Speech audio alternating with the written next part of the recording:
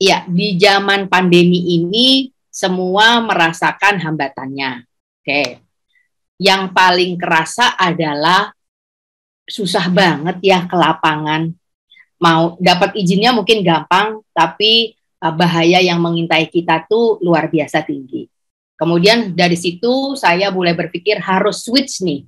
Switch topik dan switch metodologi yang kira-kira ramah untuk dikerjakan. Itu. Ini beberapa contoh. Jadi adik-adik, Bapak Ibu dosen, kalau saya meminta skripsi atau topik dari tesis mahasiswa, saya bilang tidak boleh mencontoh yang skripsi atau tesis sudah ada di perpustakaan. Nggak boleh. Kita harus menjadi rujukan yang akan dilihat oleh adik-adik kita. Nah, kayak apa tuh supaya bikin beda? Saya membaginya dalam beberapa topik. Ada topik governance, bencana, lingkungan, sosial media, capability, work from home, networking, modal sosial, e-gov, termasuk hoax, governance, dan COVID. Ini kurang lebihnya. Itu.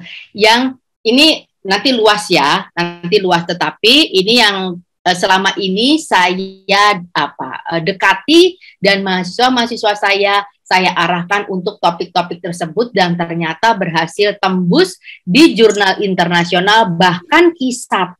Bayangkan anak S1 loh bisa gitu. Nah, ini pertama. Topik tentang governance. Waktu itu ini ditulis sebelum pandemi. Jadi dia punya kesempatan untuk wawancara.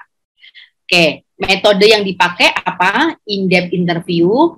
Nanti ini bisa menjadi ide adik-adik praja misalnya pengen tahu indigenous collaborative governance. Berarti ini adalah tata kelola dari orang asal. Ini Bali kasusnya. Bali dia punya sebuah pasti desa adat, kita bisa lihat tata kelolanya. Ini bisa diterapkan di Makassar, di Papua, apalagi kayak apa sih tata kelola orang asli Makassar, orang asli Papua, orang asli Padang, misalnya kayak gitu. Itu bisa diteliti. Dan itu laris, bisa laris di jurnal internasional, bisa laris di jurnal nasional. Itu dengan ambil topik indigenous tadi itu. Kalau governance-nya sudah banyak. Tapi kalau tentang indigenous itu adalah penduduk asli. Jadi tata kelola dari aslinya budaya tersebut itu apa? Pasti punya. Itu yang akan dieksplor sebagai topik-topik skripsi. Bisa. Itu bisa pasti. Nah, nanti ini kalau sudah jadi kan berarti ada dosennya. Nih ada saya di sini sebagai penulis kedua dan corresponding. Kita bisa kirim kemana, Bu? Kita bisa kirim ke jurnal-jurnal public policy, kebijakan publik, kita bisa kirim ke jurnal ini kebudayaan gitu. Terus ada jurnal-jurnal tentang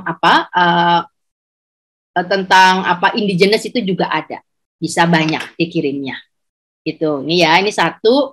Kalau mau meneliti tentang tata kelola asli daerah kita bisa wawancara paling gampang karena biasanya kita udah kenal, ini relatif juga belum banyak dieksplor gitu. Ini yang waktu itu karena ditulisnya masih belum zaman pandemi, tapi saya hanya mau menjelaskan topik. Terus ada lagi kalau bencana. Oke, siapa yang dari Makassar sana itu kita bisa melihat kayak apa sih misalnya daya tahan ketika masyarakat di Palu itu pasca bencana. Itu bisa. Ini juga laku di jurnal. Lihat nih, lihat saya bisa ikutan kan? Apa saya numpang nembeng doang? Ya enggak, dosen pastinya mengarahkan isinya, nanti kalau revisi kita yang melakukan, dan macam-macam ya. Kita tetap bekerja keras. Jadi makanya kita bisa layak untuk menjadi penulis kedua atau corresponding. Kenapa kok perlu corresponding? Karena biasanya sampai publish nanti ini, mahasiswanya sudah lulus, Bapak Ibu. Sudah lulus. Nah, berarti kita yang dosen ini yang mungkin nanti akan merevisinya, membantu merevisi. Ada yang mahasiswa mau ikutan revisi, ada yang enggak, tapi enggak apa-apa. Jadi kalau nanti kita mau mengajukan kenaikan pangkat, kita bisa menggunakannya. Itu dengan corresponding itu atau penulis kedua dan corresponding, statusnya sama dengan penulis pertama. asal ada bukti-bukti korespondensi dengan pihak jurnalnya. Itu bisa menggugurkan kewajiban di lektor kepala dan bisa tambahan angka kredit kalau nasional di menjadi guru besar gitu. Atau misalnya pingin topik tentang keadilan lingkungan. Sebenarnya elemen apa sih dalam keadilan lingkungan ini? Ambil kasus di daerahnya para praja sekalian.